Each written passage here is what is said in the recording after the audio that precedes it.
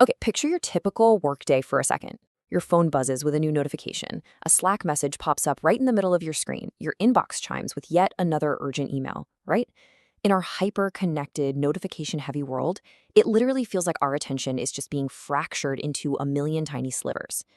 But what if I told you that in the middle of all this chaos, the ability to just sit down and focus without distraction is actually becoming the rarest, most valuable skill you could possibly possess?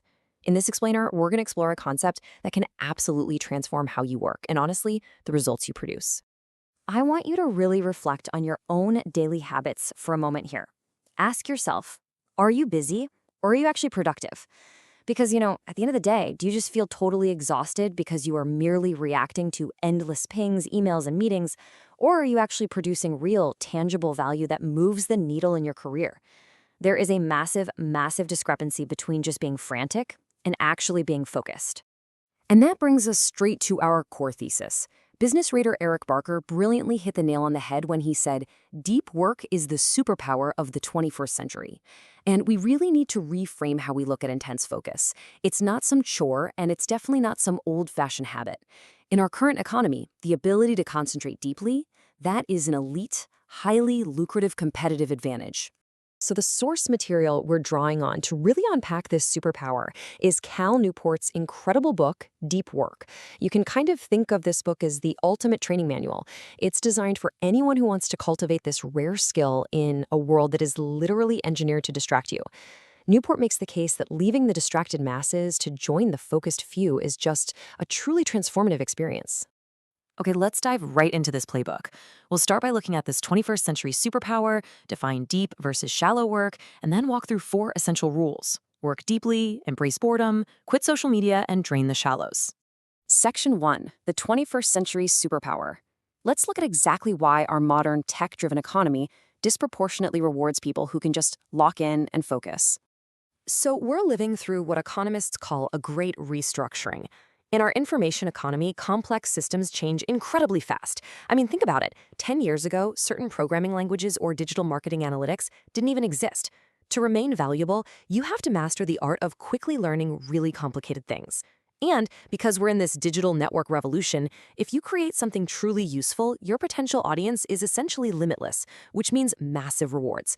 But here's the catch. You absolutely cannot survive this restructuring or quickly master hard things if your attention is constantly fragmented.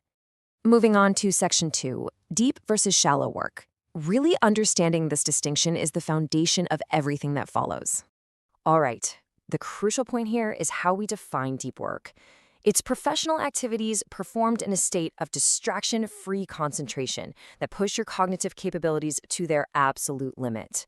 Notice that emphasis on distraction-free and pushing your limits. These intense efforts do 3 amazing things. They create new value, they improve your skills, and they produce results that are incredibly hard to replicate. This is the exact type of effort you need to really stand out and thrive. Now contrast this with the shallow alternative. Shallow work consists of non-cognitively demanding, logistical-style tasks.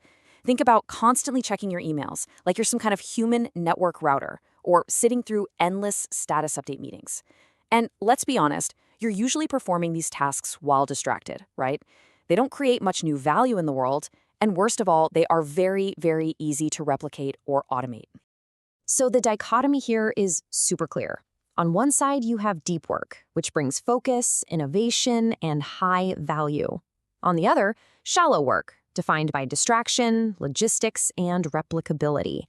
While the distracted masses are basically drowning in a state of frenetic, shallow busyness, the focused few are using deep work to build truly exceptional careers. And here's a scary thought. If you spend enough time in that frenetic shallowness, you can actually permanently reduce your brain's capacity to perform deep work at all. Yikes. All right, Section 3, Rule 1, work deeply. It's time to see how we actually implement this in the real world, because it definitely doesn't happen by accident. Let's look at the incredibly relatable story of Jason Ben. So Jason realized his job as a financial consultant could essentially be automated by a simple spreadsheet script. He decided he needed to become a computer programmer and fast. But he had a massive problem.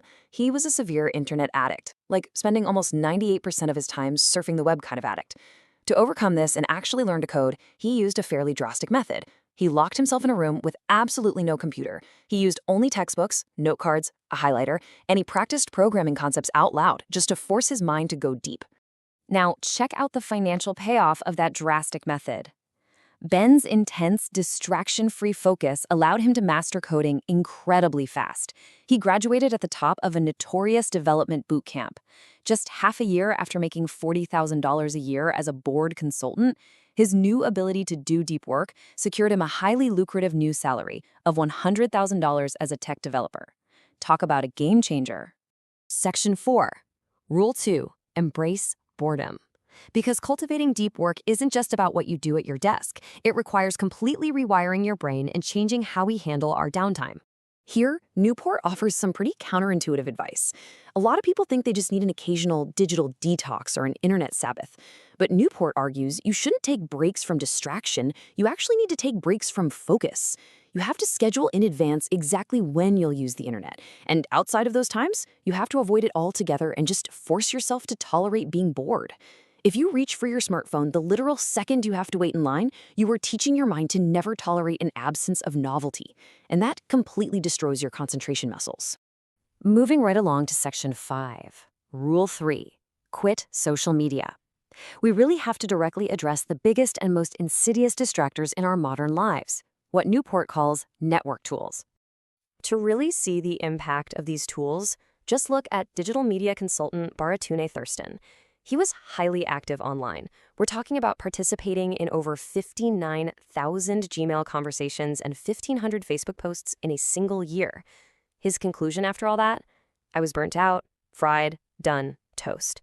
The constant lure of these addictive services doesn't just eat up our time, it permanently reduces our capacity to concentrate and leaves us totally cognitively exhausted.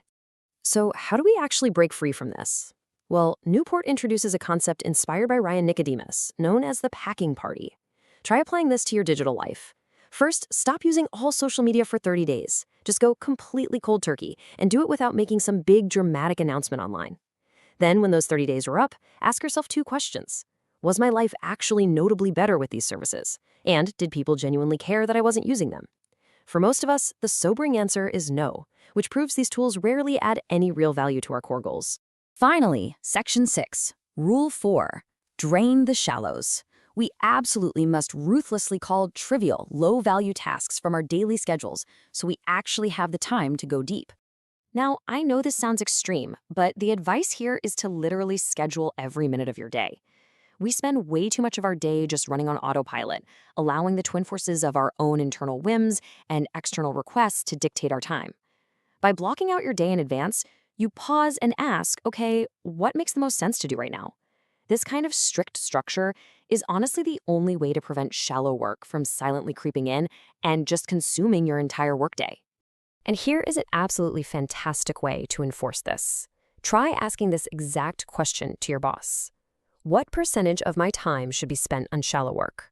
You need to establish a strict, explicit budget for this stuff. Because once your boss realizes that it's incredibly wasteful to pay a highly skilled professional to just sit around sending emails all day, you'll gain the institutional cover you need to protect your time for those high-impact, deep efforts. We've covered a lot of ground today, but, information without action is really just entertainment. So here is your actionable takeaway to apply this playbook immediately. Before this day is over, I want you to look at your calendar and explicitly schedule your first 90-minute deep work block. Close your email, put your phone in another room, and fully commit to pure, distraction-free concentration. The modern workplace wants you to be reactive, busy, and constantly connected. But you now know exactly where the real value lies. This superpower is right there for the taking. So I'll leave you with this. Are you ready to leave the distracted masses and join the focused few? Start your deep work practice today and just watch how it transforms your career. Thanks so much for joining me on this explainer, and I'll catch you next time.